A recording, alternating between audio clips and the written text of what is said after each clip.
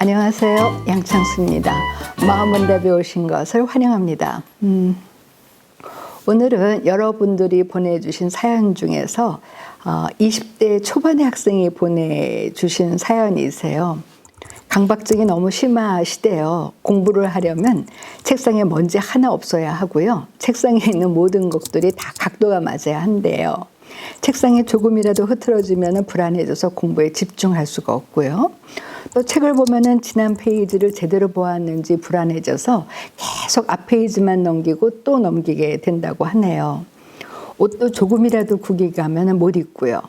사정을 모르는 분들은 저보고 깔끔한 성격의 사람이라고 칭찬을 하지만 스스로는 너무 지치고 힘들다는 거죠. 그럼요. 그 다림질하는 거 쉬운 거 아닌데.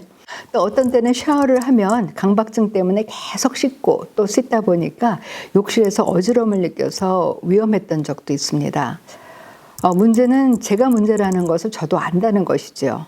근데 고치려고 해도 이게 어떻게 해야 될지 잘 모르겠어요. 그리고 사실은 참 걱정이 내가 이게 정상이 아닌가? 그런 걱정도 들고요. 제가 어떻게 해야 될까요?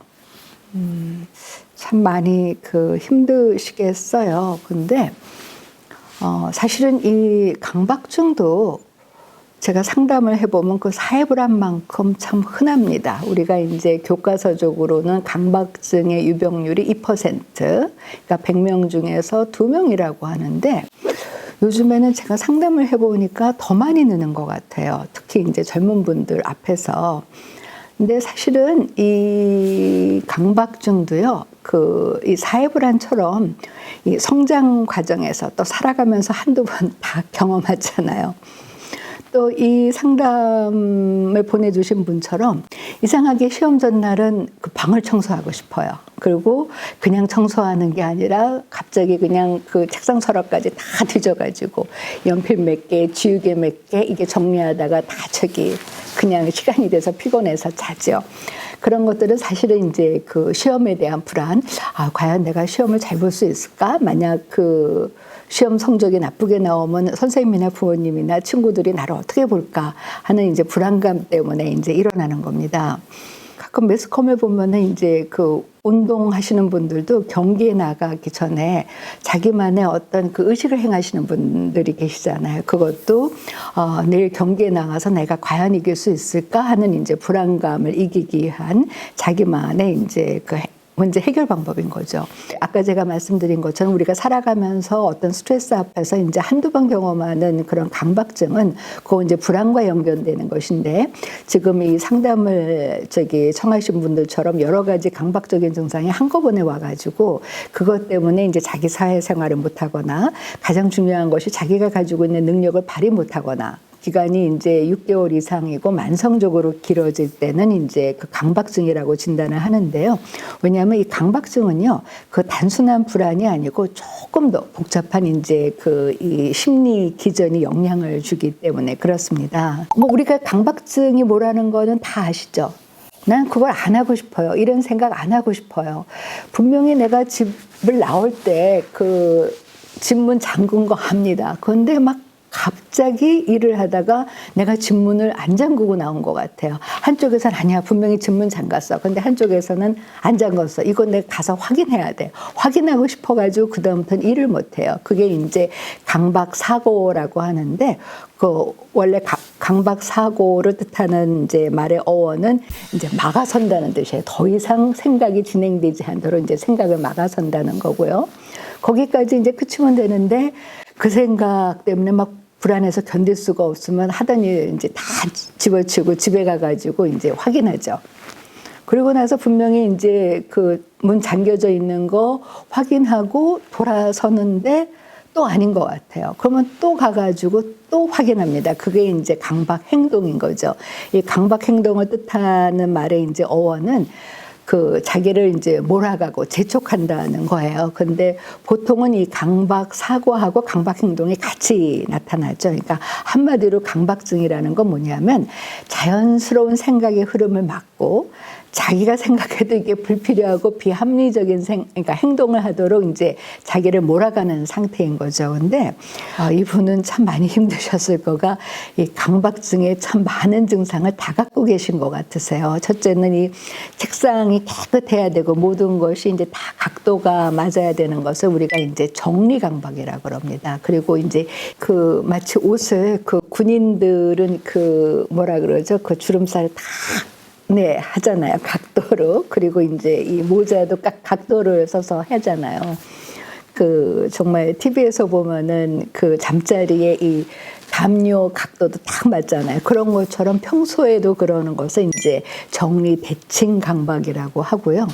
또 이분은 이제 반복적으로 한 페이지 읽고 다음 쪽으로 넘어갔는데 내가 그 먼저 페이지를 제대로 봤나? 이것을 계속 확인하는 것이 이제 강박적 점검이라고 그러고요. 또 이분은 그 샤워를 하면서 그 계속 씻어야 된다 그러잖아요. 그것을 이제 청결 강박이라 그래요. 그래서 어떤 분은요, 이렇게 그 외출했다가 조금이라도 뭐 우리가 외출하면서 누구 스칠 수도 있고 뭐 그 길거리에 있는 물이 튈 수도 있고 뭐가 묻을 수도 있고 그러면은 당장 본인이 막 죽을 것 같이 막 공포심을 느껴가지고 당장 집에 돌아와가지고 그냥 사실은 몇 시간을 씻는 분도 계세요. 그거를 이제 청결강박이라고 그럽니다. 근데 그런 청결강박을 가지신 분들은 뭐냐면은 내가 한번 균에 접촉을 했으면 이 균이 사라지지 않을 것이라고 이제 생각을 하시는 거죠.